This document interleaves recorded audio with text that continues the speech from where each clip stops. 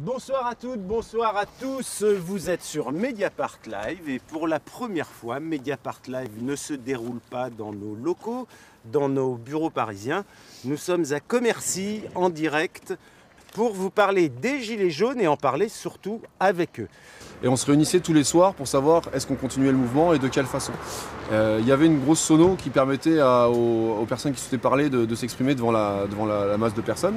Et un jour, la sono, au bout de 2-3 jours, la sono est tombée en panne. Et donc on n'a pas eu le choix que de se réunir tous ensemble pour pouvoir discuter. Et c'est de là qu'est parti, tout le monde a pu s'exprimer. Et c'est de là qu'est parti, en fait, c'était les prémices de l'Assemblée. Le fait que tout le monde puisse s'écouter, tout le monde puisse parler, en fait, tout le monde a adhéré. Et donc on a souhaité pérenniser ce fonctionnement-là. C'est un endroit symbolique. C'est vrai. Hein, et puis c'est quand même un nouvel idéal. Là, on est en train de construire peut-être une nouvelle société. On ne sait pas où ça va aller. On l'a construite, donc il faut continuer jusqu'au bout. C'est important. Il va se passer quelque chose, on ne sait pas quoi, mais on veut autre chose. Vous voulez dire quelque chose là-dessus? Ouais, en fait, je suis relativement d'accord avec Alain. On essaie de construire quelque chose de nouveau. On ne sait pas où ça va. En fait, au départ, on avait fait une construction sur 2 jours, un mouvement sur 2 jours à Commercy, parce que c'était une petite ville. On ne s'attendait pas à avoir même les 500 personnes sur la journée. Et voilà, dire la cabane, c'est sentimental, parce que c'est nous qui l'avons construite, parce qu'il y a du lien social ici. Et on touche des personnes. Il y a des personnes qui viennent ici tous les jours, qui ne sont pas touchés par des associations de lien social ou même la municipalité. Et quand on a eu rendez-vous avec le maire, on a mis ça en avant. Et c'est pas été quelque chose qui a été entendu. Mais aussi, ce qui est important de rappeler, c'est que la lutte, là on est sur le domaine public. C'est ça qui nous est reproché, on n'est pas dans la légalité, mais c'est aussi pour ça qu'on veut rester là. Parce que justement, l'occupation du domaine public, c'est aussi un moyen de lutte, en tout cas pour nous, de dire on occupe le domaine public, on ne veut pas partir, parce que pour l'instant le débat national, tout ça, ça ne nous convient pas du tout, et on peut pas, on va pas bouger en fait. Et on fera le nécessaire pour ne pas bouger.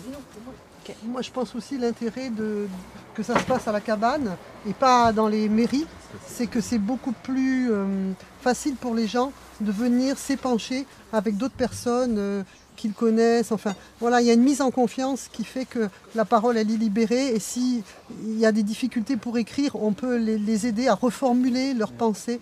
Enfin voilà. Est-ce que on a été invité à l'Assemblée des Assemblées et ça a quand même été une révélation. Parce que Commercy a vraiment une maturité qui nous a... Là, nous, on a été transformés en une semaine, là, franchement.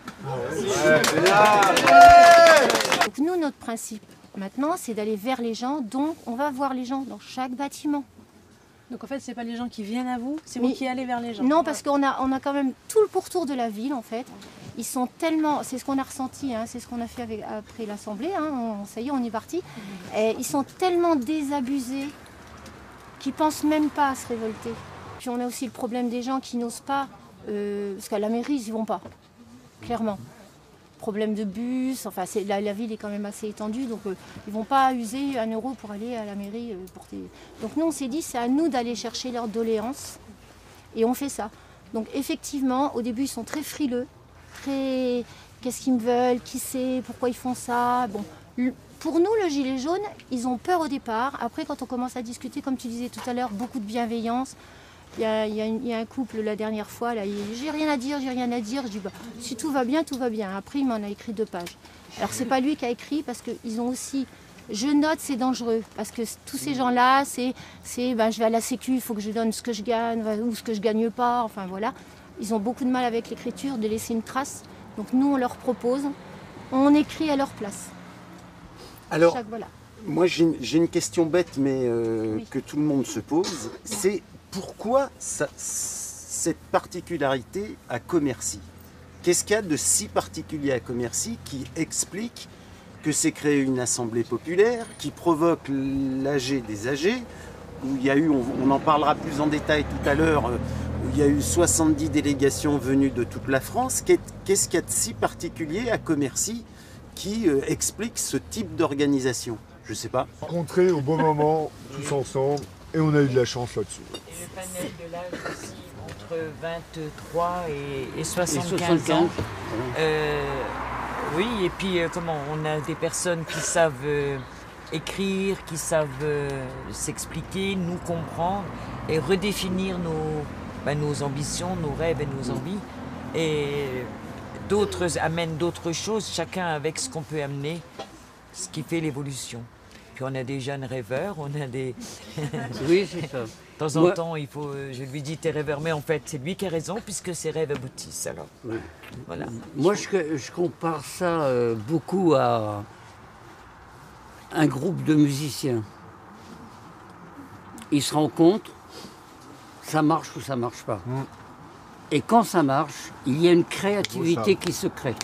Très bien, bravo. On est des artistes. Dans le même temps, vous ne voulez pas parler politique. Plusieurs d'entre vous, j'ai demandé, qu'est-ce que vous votez? Vous avez un passé militant, un passé, vous avez des convictions, c'est normal d'en avoir. Donc vous dites, non, on veut pas en parler. Non, on n'en parle pas entre nous. C'est ce qui a fait notre force. C'est que chacun est venu avec ses convictions, mais le but de se retrouver tous ensemble, c'était pas défendre nos convictions, c'était défendre la liberté, la démocratie qui est bafouée dans ce pays depuis une quarantaine d'années. Voilà. Quelqu'un d'autre m'expliquait par exemple sur l'immigration, sur cette question de l'immigration, qui est un peu poussée sous le tapis. Dire c'est une question sensible, on sait qu'on ne sera pas d'accord entre nous, que ça peut profondément nous diviser, donc on fait un choix, on n'en parle pas. Est-ce que c'est le bon système aussi de mettre sous le tapis les questions qui fâchent? Si on est toujours dans le dialogue, mais c'est parce que vous me regardez. Alors, mais moi, cette question de l'immigration, voilà, on a discuté, on avait une interview, c'est vrai, avec le mec de là-bas, si j'y suis. Et en fait, il y a un skinhead, le mec, lui, il revendique les valeurs là. Et il est avec nous. Et moi, en temps normal, je peux pas aller voir, vous voyez. Et il est là, et on discute. Parce qu'à un moment donné, cette question-là, oui, on la met de côté parce que c'est pas la priorité. Et pendant des années, on a voulu nous faire croire que c'était la priorité, que c'est l'immigration qui était le problème de tout, et que machin, si demain il n'y a plus d'immigration, on verrait, tout ira mieux. Et bah, on a décidé ensemble, parce que c'est le cas, parce que cette personne-là, elle le met de côté, et nous aussi, on l'accepte. Donc voilà, on met ça de côté, et on en reparlera plus tard en temps venu, quand on aura réglé les vrais problèmes de la société française qui ne sont pas du tout l'immigration. Il y a d'autres avis là-dessus? Ça, c'est parce que, madame, oui, moi je pense par exemple à Saint-Dizier, ça fait des années qu'on clive les gens justement. Et là, dans ces AG, on a appris à parler ensemble, même si on n'a pas les mêmes opinions, même si on n'a pas les mêmes convictions, et chacun a une expertise. C'est-à-dire que moi, je suis retraitée de l'éducation nationale, j'ai beau dire, je comprends quelqu'un qui travaille au RSA, non. Qui a que le RSA, non. Je ne peux pas parce que moi, je ne le vis pas. Et n'importe qui a son expertise, donc il peut être spécialiste de l'écologie, il va amener des choses au débat parce que comme il est spécialisé là-dedans, il va apporter des choses. La personne qui est au RSA, elle a son expérience et elle va amener des vraies choses. Ce n'est pas des choses qu'on nous a racontées, c'est des choses vécues. Et c'est ça qui amène au débat et qui fait qu'on parle tous ensemble. Et maintenant, d'une ville à l'autre, et à l'Assemblée des Assemblées, carrément la France entière. Moi, par rapport à ça, je pense que ces personnes-là qui avaient leur propre combat avant, on peut les ranger dans le même plan que des gens qui étaient engagés dans des mouvements écologiques ou dans des mouvements sociaux ou autres. Dès lors qu'ils arrivent en toute tolérance par rapport aux autres, qu'ils n'essayent pas d'utiliser notre assemblée ou l'assemblée des assemblées comme une tribune pour faire porter leur avis politique ou leur engagement, il n'y a pas de souci. Ce qui est important, c'est la tolérance. S'ils sont parmi nous et qu'ils sont égaux avec nous, ils discutent avec nous sans essayer d'imposer leur point de vue. De toute façon, s'ils essayent d'imposer leur point de vue, il y a une autorégulation qui se passe. Il y a une autorégulation qui se fait parce qu'ils vont être rejetés. Les personnes qui arrivent en essayant, même des personnes qui n'ont pas forcément des engagements politiques forts, mais qui ont des convictions et qui arrivent ici en voulant imposer tout de suite leurs convictions sans dialogue, sans voir qu'est-ce qui se fait, c'est difficile. Donc ce qui est important, c'est pas vraiment le parcours des personnes, c'est vraiment leur intégration, quoi. Nous, on mise vraiment sur l'intelligence collective. Et ces personnes qui ont eu un parcours, on peut pas les rejeter par rapport à leur parcours. Ils ont une compétence à apporter, ils ont un savoir-faire, des connaissances. Et c'est aussi grâce à ça qu'on en est arrivé là. Ça, c'est à souligner. Alors, question du changement politique et démocratique qui s'est un peu imposé comme ça partout. Est-ce qu'ici aussi c'est devenu prioritaire? Pour moi, oui, ça l'est devenu après, justement, quand il y a eu une multitude de revendications. Je dis mince, on s'occupe que des conséquences et pas des causes. Oui. Et justement, d'avoir le RIC, ça permet d'aboutir à pas mal de causes, que ce soit pour le nucléaire, pour les handicapés ou autre, pour pas faire des lois. Justement, le RIC le permettra. Tout le monde est concerné. Tous les sujets de société, tout le monde est concerné. J'avais fait la synthèse. Il y avait justement le thème gouvernance. Et parmi les principales, donc la principale de la gouvernance, c'était sur la Constitution. Et le RIC venait en second. Et pourquoi? Parce qu'en fait, on voit qu'actuellement, on a un président qui a été élu donc, démocratiquement, mais par 18% des inscrits. Et donc, une des revendications principales, c'est de changer ce fonctionnement. Trouver une solution de faire différente qui puisse apporter un consensus. Et que tout le monde puisse être pris en considération dans la société. Ce qu'il faut comprendre, c'est que les gens, moi la première, se sont instruits sur la politique, instruits sur... Et c'est cette... Pendant ce mouvement, vous dites? Ah, complètement. Oui. Il y a eu tellement d'échanges différents de gens qui étaient complètement... Moi au rond-point, par exemple, j'avais des gens extrêmement racistes. Et bien justement, cette compétence qu'on a de savoir des choses, ils ont changé d'avis.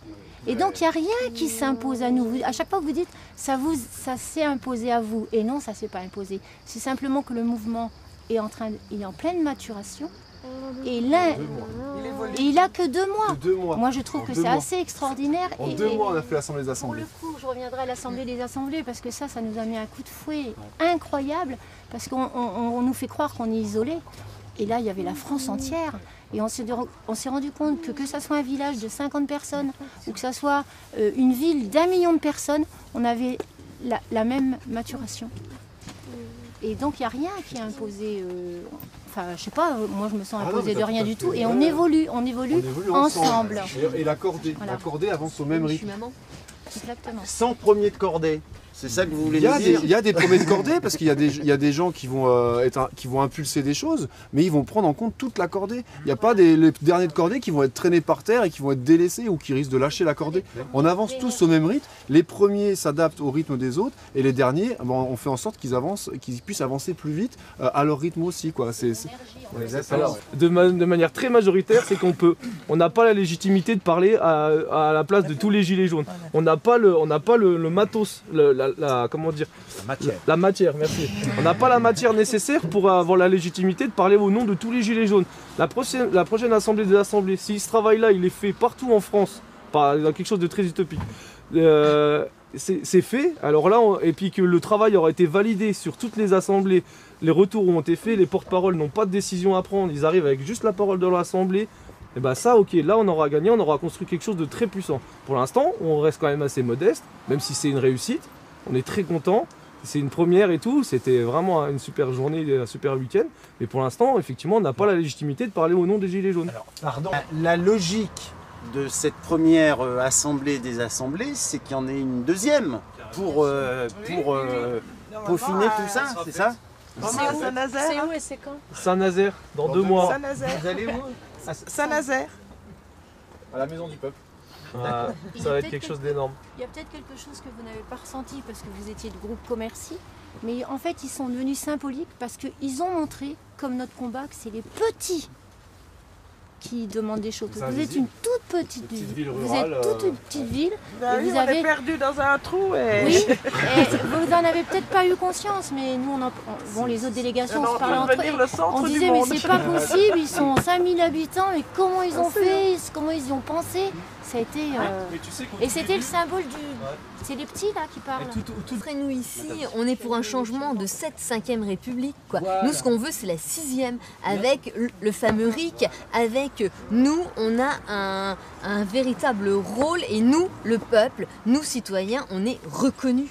C'est ça le problème, c'est qu'on n'y est pas. Et quand on dit Macron démission, c'est parce qu'il ne nous reconnaît pas. Et ça, on ne l'accepte plus. On n'est pas... Alors nous accueillons pour ce débat 2 chercheurs en sciences politiques, Stathis Kouvelakis, bonsoir, Vous êtes universitaire, vous enseignez dans une université britannique à Londres qui s'appelle le King's College, et puis vous avez aussi une longue histoire d'engagement politique. On vous avait invité plusieurs fois à Mediapart quand on parlait de la crise grecque, parce que vous faisiez partie de l'aile gauche du parti Syriza, dont vous ne faites plus partie aujourd'hui. Oui, depuis 2015, en effet, oui. Voilà, et puis nous accueillons Raphaël Chalier, bonsoir. Bonsoir. Vous êtes chercheur, vous venez de terminer une thèse, vous êtes originaire de l'Est de la France, et on vous a invité parce que vous travaillez depuis le début du mouvement des Gilets jaunes, vous travaillez sur le terrain auprès de plusieurs groupes.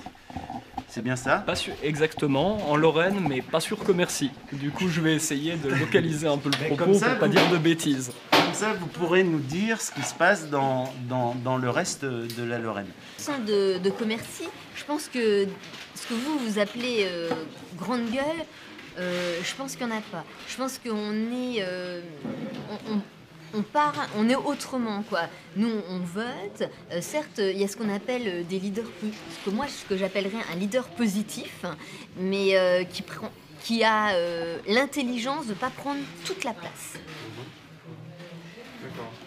Ouais, c'est ça. En fait, alors, le leader positif, on peut dire aussi que c'est une grande gueule, mais la différence entre Commercy et ce que font par exemple les leaders autoproclamés, eh bien, c'est que nous, on ne donne pas le pouvoir à ces personnes-là. C'est-à-dire qu'ils sont remis en cause, qu'il n'y a pas de décisions qui peuvent être prises en dehors de l'Assemblée.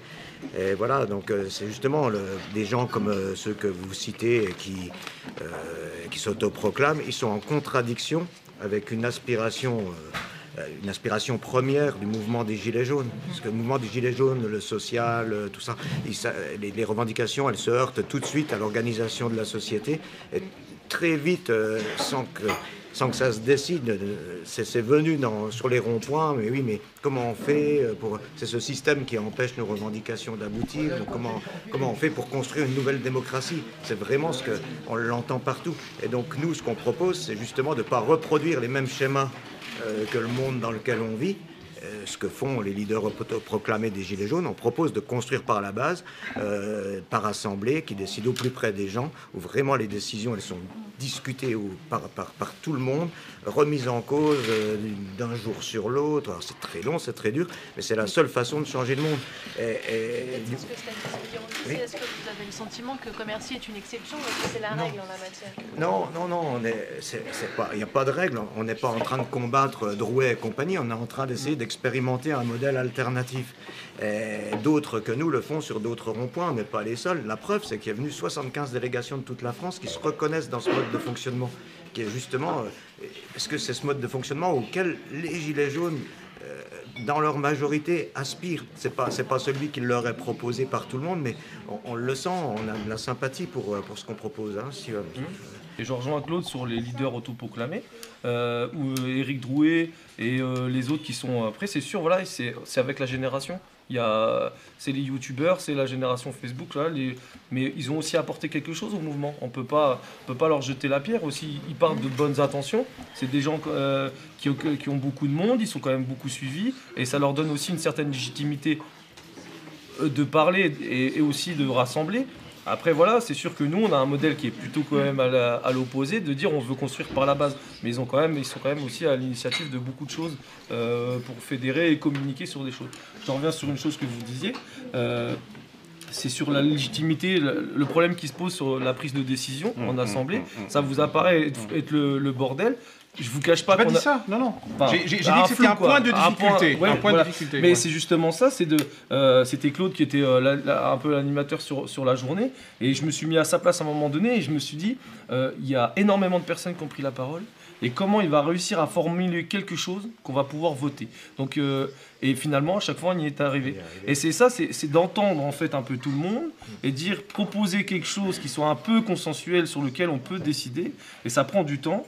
Mais finalement, on y est arrivé, c'était un super week-end. Et sur la question de la légitimité, pourquoi on a mis du temps aussi à est-ce qu'on peut voter, pas voter le mandat? C'est parce que, et je répète simplement ce que j'ai dit tout à l'heure, mais pour le coup on n'était pas encore ensemble, c'était que sur le travail des revendications par exemple, on a proposé une synthèse, mais qui n'est pas représentative de tous les gilets jaunes, parce que ce travail-là des revendications, il n'est pas encore abouti. On n'a pas réussi, au-delà même des gilets jaunes, finalement, à avoir les revendications assez importantes, d'avoir la masse de travail, d'informations pour dire on fait une synthèse et on peut la voter, et les allers-retours avec les assemblées n'ont pas non plus tous été faits, donc on n'a pas la légitimité de décider, et c'était ça le point un peu de crispation, enfin même pas forcément, mais de dire on a envie de décider, voilà, et c'était important. Pour comprendre, ça veut dire que les délégations sont reparties dans leur groupe, elles n'avaient pas mandat pour voter et décider, c'est ça? Et sont repartis prendre un mandat auprès de leur groupe? Ça dépend lesquels. Voilà, il y en avait qui avaient mandat parce qu'ils étaient suffisamment avancés dans leur discussion pour l'avoir, donc ils l'ont dit, nous on est en capacité de voter, de se déterminer sur un appel, on a reçu mandat pour ça, d'autres ne l'avaient pas, donc ils ont dit nous on s'abstient, puis on retourne devant notre assemblée et on vous enverra notre signature de l'appel, peut-être plus tard si tant est que ce soit voté. On a réussi à trouver ce biais-là, parce que dans les réunions traditionnelles, il faut que tout le monde vote, et là c'est un mouvement qui est en cours de maturation, en cours de structuration, donc on n'était pas tous à égalité. Et on a respecté cette inégalité. On a réussi à trouver la bonne formule qui permettait à chacun de ne pas repartir en ayant trahi, mais en même temps de sortir quand même quelque chose. Donc, si je comprends bien, la solution à laquelle vous avez abouti, c'était pas une liste trop précise de revendications qui aurait agi comme un cadre trop rigide et trop contraignant, mais des principes pour lesquels, une sorte de grande ligne directrice, et puis des revendications à rediscuter après par les groupes. Ok, d'accord. Si j'avais dit une énormité ou que j'avais pas respecté la parole de mon assemblée, je serais pas là en train de vous parler. Parce que voilà, mon mandat se serait terminé. C'est juste porter la parole. Après, c'est parce qu'il y a une certaine confiance peut-être, en tout cas j'espère, et puis qui arrive un peu à formuler clairement les envies des autres, mais simple, et c'est tout. J'ai pas à prendre plus position dans un sens ou dans un autre, je respecte simplement la parole de mon assemblée. De cette règle absolue qui a été fixée, on ne veut pas de dirigeants, on ne veut pas de leaders autoproclamés, on veut juste des gens qui expriment ce que la majorité de notre rond-point pense. Et ça, c'est beau. C'est peut-être pas nouveau. Désolé, on réinvente peut-être peu, mais c'est beau. Et c'est un peu pareil aussi sur le fonctionnement de ces localités. Et donc, du coup, on s'est dit, il faut prendre aussi en compte la diversité. Et pas, c'est pour ça qu'on est resté assez large dans les revendications et au niveau de l'appel, pour ne pas cliver et dire, parce qu'à un moment donné, sinon, on va exclure des gens. Que ce soit sur la question de la nationalité ou des quartiers ou du handicap, etc. En fait, on veut rester. C'est là que c'est intéressant ce que vous dites, c'est qu'il faut garder la base du mouvement. Et c'est exactement ce qu'on s'est dit à l'AG. Il ne faut pas qu'on parte et puis qu'on se retrouve qu'avec des militants, parce qu'on aura tout perdu. Il faut vraiment garder la base, les gens qui étaient là à l'initiative du mouvement, et des gens qui ne sont pas du tout politisés, mais qui ont aussi appris beaucoup de choses. Et là, c'est par rapport à la rencontre, parce qu'on s'est informés ensemble. Moi, par exemple, j'avais suivi le débat politique, et même avant, j'avais appris beaucoup de choses, et j'ai aussi appris beaucoup de choses aux autres. Par exemple, sur la question du CICE, il y en a plein qui n'avaient jamais entendu parler, mais à Commercy, vous pouvez demander. Alors peut-être qu'ils ne sauront pas vous l'expliquer concrètement, mais ils ont déjà entendu parler, parce qu'il y a un partage d'informations, on s'est rencontrés, et on a partagé beaucoup d'informations. Je pense que ce qu'il y a d'intéressant dans ce mouvement, c'est la dynamique d'apprentissage collectif qui amène, y compris dans les territoires que j'observe, où il y a une très faible présence militante, spontanément, les personnes à avoir des aspirations égalitaires et pour la justice sociale. Il y a la question de l'apprentissage collectif. Dans le mouvement des Gilets jaunes, il y a des gens qui votent Front National, il y en a qui votent la France Insoumise, d'autres. Et ce qui est incroyable, c'est que pour la première fois, on est ensemble. On est ensemble dans le respect et on est amis. On est amis, on devient amis sur les ronds-points. Moi, par exemple, je suis pas du tout du Front National, mais ça me dérange pas aujourd'hui d'être ami, vraiment d'être en fraternité avec des gens qui ont les mêmes souffrances que moi, qui subissent les mêmes injustices. Et pour la première fois, on se parle. Alors qu'avant, on était chacun dans nos petites chapelles. Et voilà, et puis ça progressait pas, ça restait. Là, on a cette chance-là et on apprend donc très vite les uns des autres. On apprend, 1, à se respecter, 2, à dialoguer, 3, à faire des progrès sur le respect d'autrui et tout ça. Donc c'est éminemment progressiste. Cet apprentissage, on le retrouve aussi au niveau des revendications et des idées. Évidemment que le patronat est le responsable de tout ce qui se passe, puisque l'État lui fait chaque année, d'après la Cour des comptes et autres, 250 milliards d'exonérations de taxes fiscales et de charges sociales et fiscales.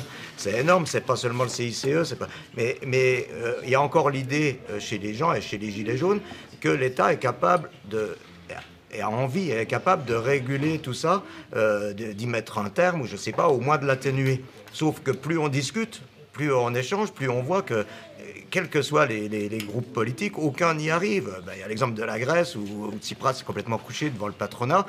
Ça montre bien que quel que soit le parti qui est au pouvoir, et ça on en discute sur les ronds-points. Et du coup on en vient très vite à se dire, de toute façon, même si Macron démission, c'est jouissif de le dire, mais celui qui va venir après, il va rien changer.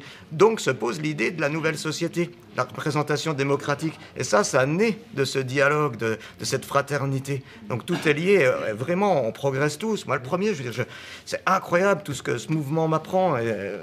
On pourrait tous dire ça ici. Et toutes les questions que vous posez, elles ne sont pas encore résolues, parce qu'on a encore tous bien des illusions, on croit encore... mais on est en train de monter en puissance, d'apprendre. Et c'est génial, quoi. C'est génial. Je dis pas qu'on va tout renverser sur notre passage, parce que ça va peut-être s'arrêter demain ou après-demain. Mais en tout cas, on aura progressé vers une meilleure connaissance. On aura identifié nos besoins. Ce qui ne va pas. Cette nouvelle société, cette nouvelle démocratie et la façon de traiter les problèmes. Qui sont nos véritables adversaires aussi. C'est pas le cas social ou je sais pas qui, là, parce que des pauvres gens au RSA et tout, on en a sur nos ronds-points et on s'est tous mis à les aimer alors qu'avant on les regardait de travers. Et tout ça, voilà, tout est lié, c'est ce mouvement-là, c'est le mouvement qui permet tout, quoi. Un petit rappel ici, le niveau de vie en France et les inégalités ont commencé à se réduire après 68 en fait. Avant 68, les inégalités restaient stables, les salaires ont vraiment commencé à progresser, le niveau de vie à s'améliorer. Après les grandes grèves de 68, où d'un coup, les gens ont eu presque 20% d'augmentation de salaire. Mais il y a eu un mouvement, enfin on sait à peu près ce qui s'est passé en 68, la plus grande grève de l'histoire de l'histoire mondiale. Il va y avoir hausse de salaire, puisque avec les bas salaires, les patrons ont des aides. Donc on va peut-être revenir à ça, quoi. L'idée qu'il faut s'adresser au patronat, elle est en train de germer tout naturellement. Parce que là, on voit bien qu'au bout d'un moment, les manifs et tout, qui ne cèdent pas. Et la question de la grève générale, mais même de la grève générale reconductible, elle a lieu sur tous les ronds-points en ce moment. On entend partout parler. C'était une des choses qui a été discutée à notre AG, à notre Assemblée des Assemblées. Et ça, la grève générale... Ça a été discuté, ce programme ? Oui, c'était discuté, mais on a décidé qu'on n'était pas en mesure de trancher dessus, puisque ça n'avait pas été voté dans toutes les assemblées et tout ça. Même s'il y avait quand même des premières remontées qu'on a eues, il y avait un quasi-consensus là-dessus. Pourquoi ? Parce que les gens se rendent bien compte qu'il faut toucher les grosses boîtes au portefeuille pour obtenir ce qu'on veut avoir. Et cette prise de conscience, il y en a certains qui l'avaient avant. La majorité ne l'avait pas, mais elle est en train de naître. Elle est en train de naître de ce mouvement. Donc oui, on va bientôt s'adresser, je pense, aussi au patronat. On n'a pas les connaissances politiques, en tout cas tous, pour dire collectivement il faut s'adresser au patronat. Sauf que c'est en train de se faire, voilà. Et c'est la question sur l'ISF était peut-être symbolique, mais c'était quand même lié à la taxe sur le gasoil pour compenser ça. Le CICE qui passe à cette année 40 milliards, et là on rentre dans le détail. Mais ça, tout le monde est en train d'en prendre conscience. au-delà des clivages politiques. Et à un moment donné, effectivement, on va se tourner vers le patronat. Et je pense que là, c'est là où ça va, entre guillemets, commencer à avoir de la gueule, parce qu'on va s'adresser vraiment au réel ennemi qui a, pour moi, infiltré l'État, quoi, et qui est aux manettes et qui est vraiment en train de tout faire pour déjà diviser, pour pas qu'on prenne conscience des choses, et puis de pomper l'argent public, parce qu'on est en train de tout perdre, quoi. Et en plus, après, on nous dit, par exemple pour le grand débat, faut que vous choisissiez ce qu'on va arrêter de faire dans le service public, quoi. Donc c'est ultra vicieux, et voilà, mais bon, rassurez-vous, on est en train d'en prendre conscience et on va faire quelque chose. En fait, c'est le gouvernement qui était censé être le régulateur de beaucoup de choses. Et aujourd'hui, même depuis un moment, ils sont plutôt des régulateurs. Ils font vraiment pas leur boulot vis-à-vis du patronat, parce que on vit dans une collectivité où il y a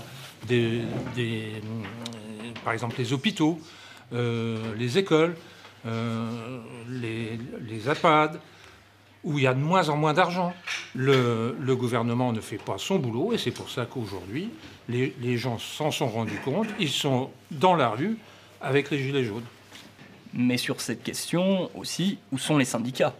Les syndicats, en fait, le pouvoir qu'ils ont, c'est d'appeler à la grève, de donner l'opportunité aux travailleurs dans leur branche de pouvoir se mettre en grève. Et sans les syndicats, actuellement, dans le système actuel, on ne peut pas se mettre en grève.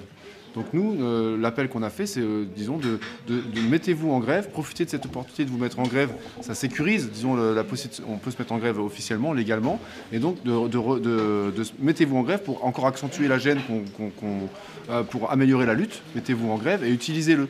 Mais il n'y a pas eu de négociation avec les syndicats ou autres. Il y a eu effectivement un appel. Nous, on souhaite qu'il y ait de la grève pour pouvoir renforcer notre mouvement, mais ce n'est pas, disons, un accord entre les Gilets jaunes et les syndicats. Et on n'a pas du tout envie que les centrales syndicales, de nouveau, enterrent les choses et soient les négociateurs d'un mouvement qui a été initié par la base du peuple, en fait, par les gens. Et c'est pas aux centrales syndicales qu'on s'adresse, c'est aux bases syndicales. Et on sait que c'est des gens qui sont parmi nous, c'est des gens qui font partie de nous, en fait. Je voudrais que les syndicalistes, notamment les syndicalistes de base, comprennent qu'ils ne doivent pas venir avec les Gilets jaunes ou en appui des Gilets jaunes, mais qu'ils doivent venir dans les Gilets jaunes. Parce que les Gilets jaunes englobent tout, ils englobent le rouge, le vert, et ils englobent toute la société, et pas seulement, bien au-delà des chapelles habituelles.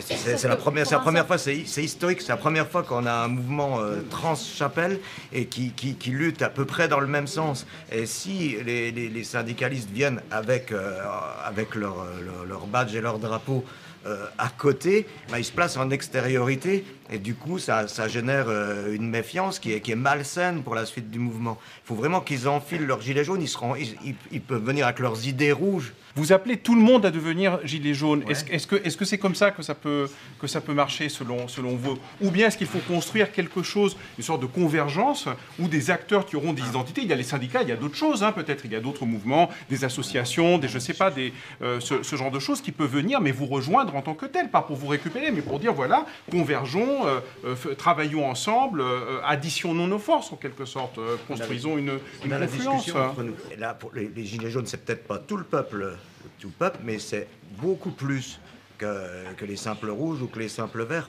Ça englobe beaucoup plus de gens, ça c'est sûr, c'est une évidence.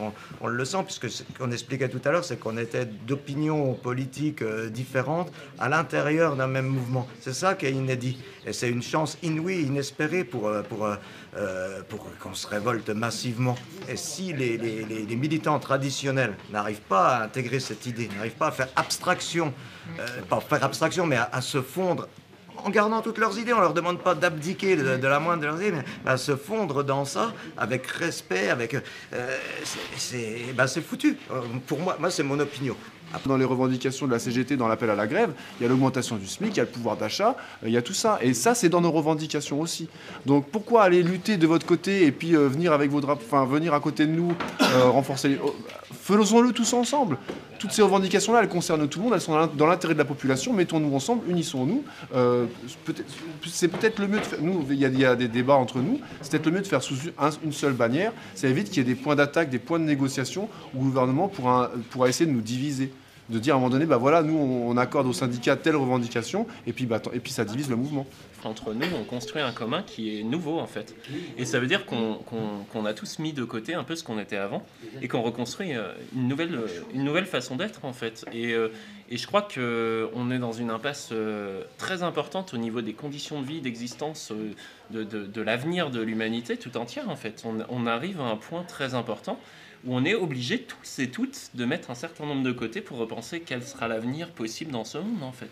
Et c'est à ce point-là qu'on arrive. Et les Gilets jaunes, je pense, sont la première émergence d'un symptôme qui va se reproduire et de plus en plus près et sur toute la planète en fait. Nous sommes un premier symptôme d'un gros problème qui est celui, quel est notre avenir commun ? Les militants qui sont très attachés à certaines valeurs et qui sont désarçonnés. Dans les endroits que j'étudie, plus on est militant, moins on vient parmi les Gilets jaunes. Parce que c'est perçu comme... Et aussi bien à gauche qu'à droite. Ils ne font pas comme on fait d'habitude. Il y a vraiment un effet de surprise. C'est comme si c'était un mouvement où les spécialistes du politique étaient tous restés, pour leur grande majorité, sur le bas. D'accord. Bon, il y a la politique en termes de ce que Raphaël vient de dire, les institutions, etc., et les affiliations partisanes. Hein. Bon, d'accord. Mais enfin, quand dans le texte qui a été approuvé dimanche, vous dites « partageons la richesse et pas la misère », finissons-en avec les inégalités sociales, nous exigeons la généralisation des missions du service public, l'augmentation des salaires et des allocations, etc. Bon. Si ça, ce n'est pas de la politique, alors je ne sais pas ce que politique veut dire. Hein. Alors faire de la politique, effectivement, on en fait. La principale chose, c'est qu'on a le droit de choisir notre avenir. Voilà, c'est ça, faire de la politique, choisir son avenir. On est apartidaire. Voilà, il y a quelqu'un qui a dit dans l'Assemblée de samedi, ça m'a marqué, il a dit on n'est pas apolitique, on est apartisan. C'est-à-dire que voilà, ces revendications-là, elles sont transpartisanes. Qu'on soit d'extrême droite, d'extrême gauche, on peut tomber d'accord. Ah non, ça, Claude, non, je m'excuse, mais on peut pas dire, on peut pas dire finissons-en avec les inégalités sociales. C'est quelque chose qui est neutre en matière de spectre politique. On peut pas dire que qu'on prenne en compte des gens indépendamment de leur nationalité. C'est des choses qu'on ne peut pas situer sur le spectre politique. Non, c'est pas vrai. C'est pas vrai. Finissons-en avec les inégalités sociales est un marqueur politique par définition. Je ne dis pas partidaire. Hein. Marine Le Pen, elle ne dit pas ça. Non, elle ne dit pas ça, certainement pas. Non. Elle ne pose jamais la question en termes d'inégalité sociale. Elle parle du mondialisme, elle critique la mondialisation, parce que c'est des gens qui sont contre la nation française. Mais tous les Français doivent être unis, quelle que soit leur position sociale, etc. Et c'est contre les non-Français, ou les mauvais Français, ou les gens qui ne sont pas vraiment Français, tout en prétendant l'être, etc., qu'il faut se tourner. C'est pas du tout en matière d'inégalité sociale que c'est posé. Là, on est, à mon avis, dans une très grande confusion, si on pense ça. Que l'extrême droite et l'extrême gauche luttent contre les inégalités sociales. La preuve, c'est qu'on sait tout. Dans l'histoire politique, la matrice de l'extrême droite, c'est l'inégalité. L'inégalité entre races, l'inégalité entre nationalités et également l'inégalité sociale. C'est ça qui fonde le corpus idéologique de l'extrême droite. Alors Marine Le Pen peut faire un virage social, etc., mais fondamentalement, l'idéologie d'extrême droite, c'est d'abord la politique de l'inégalité. C'est l'inégalité reconnue et constituante d'une idéologie plus globale. Donc, ça ne veut pas dire que des électeurs du Front National ne prennent pas en compte cette question-là. Attention, hein, c'est pas ce qui nous préoccupe vraiment. Mais ça ne nous préoccupe pas du tout. Le positionnement des partis politiques d'extrême droite, de Marine Le Pen, nous on s'y intéresse pas. Nous, ce qu'on s'intéresse, c'est aux revendications qui ont été déposées par la population, que nous on soutient. C'est ça qui nous intéresse. Et en fait, c'est à ça qu'il faut s'intéresser. Nous, on porte ce message-là. Parce que c'est sûr que les mots ont du sens, mais il faut pas tout prendre, toujours décrire et prendre tous les trucs un par un, etc. Et en essayant de les remettre dans des cases, parce que c'est ça le problème. C'est que ça, ce mot-là, il a été habitué à être utilisé dans... il a eu l'habitude d'être utilisé plutôt dans cette case-là, donc vous êtes plutôt ça. Et puis, alors que là, maintenant, c'est ce qu'on disait, c'est une construction commune. Et puis, je pense qu'il faut simplement s'en tenir à ça. Et des fois, de chercher trop d'explications, ça dénature ce que c'est vraiment, en fait, finalement. Moi, je me révolte un peu, parce qu'on a parlé du problème du racisme, alors qu'entre nous, on n'en a pas encore parlé. On n'en a pas parlé encore. Et surtout qu'il n'y en a pas. Et on n'a vraiment pas parlé. Quand Mireille dit on est gilets jaunes, on essaie de trouver un nouveau système, un nouveau moyen de gouverner ou de soulager la pauvreté, les inégalités, enfin tout ça. Mais on n'a pas encore touché ce problème. Oui, mais il n'y en a pas, là. Mais il n'y a pas... Mais oui, mais je veux dire, problème. C'est par rapport à notre cher intellectuel. Oui, mais on peut quand même en parler un petit peu, parce que c'est quand même une grande partie du débat autour des Gilets jaunes. Vous lancez en parlant... Ça fait 2h30, hein. Ça fait 2h30, donc on peut en parler 10 minutes. C'est pas les Gilets jaunes qui parlent du racisme, effectivement. C'est les gilets jaunes de commerçants, on n'en a pas. C'est pas les gilets jaunes qui en parlent. Parce que tout le monde en a marre de voir des politiciens se crêper le chignon à la télé à longueur de temps et les sentir tellement loin de nos réalités de base. Donc à un moment, on a juste envie de transcender la question des guerres des chapelles et on a envie de pouvoir construire notre avenir sans qu'on ait des gens qui à longueur de temps sont accusés de corruption et de je sais pas quoi, qui ont des salaires mirobolants et qui sont hyper méprisants avec la population en fait. Et nous, du coup, on se sent tous proches et notre parti, c'est le parti des gens qui se sentent à longueur de temps méprisés et incompris des gens d'au-dessus, en fait. C'est tout. On peut facilement obtenir des applaudissements comme ça, comme on peut facilement obtenir des applaudissements en disant « Ouais, les intellectuels, ça les occupe, etc. » Ils ne se préoccupent pas.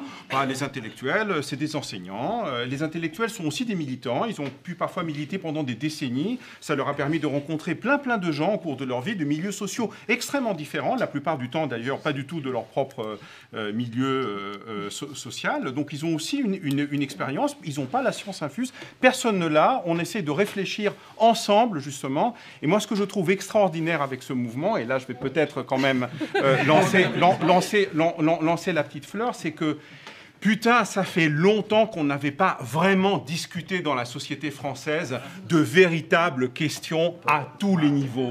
Et ça, c'est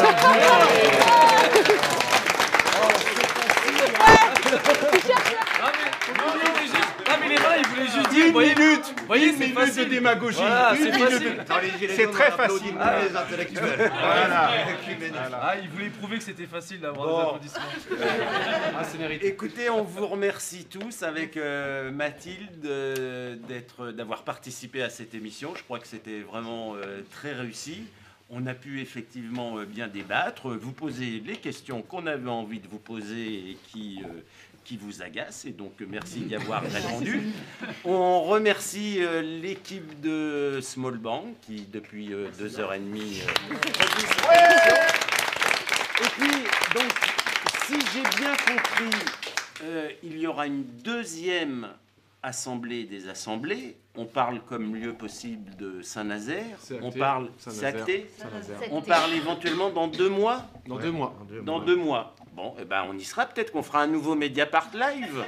Hein, voilà. Merci, à bientôt. Vive la maison du peuple de Saint-Nazaire.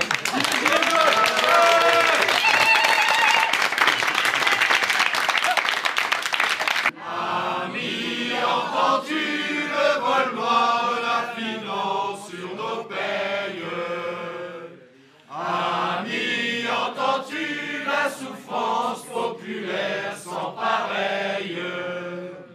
Oh, et villageois, citadines et banlieusards, c'est l'alarme. Ce soir, l'ennemi connaîtra le prix du sang et des larmes. Sortez des usines, des bureaux et des cuisines, gilets jaunes. Sortez les palettes, bras zéro, les barricades, gilets jaunes. Oh, et travailleurs, les chômeurs, les étudiants, venez vite.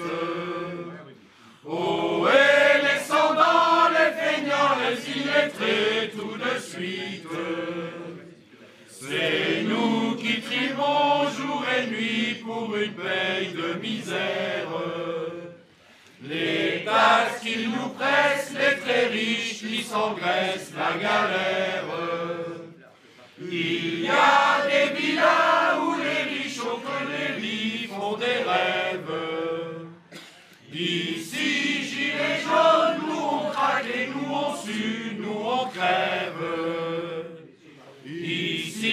on s'entraide, on se relaie sur les routes, on s'écoute. On se sent moins seul dans la lutte, tous unis, coûte que coûte. Ce soir, l'Élysée tombera des assemblées à la place. Chantons, compagnons, le système tombera, plus de classe. Ami, entends-tu les oiseaux des jours heureux qui se lèvent? Ami, entends-tu les murmures d'amour que l'on s'aime? La la la la la la la la la la la.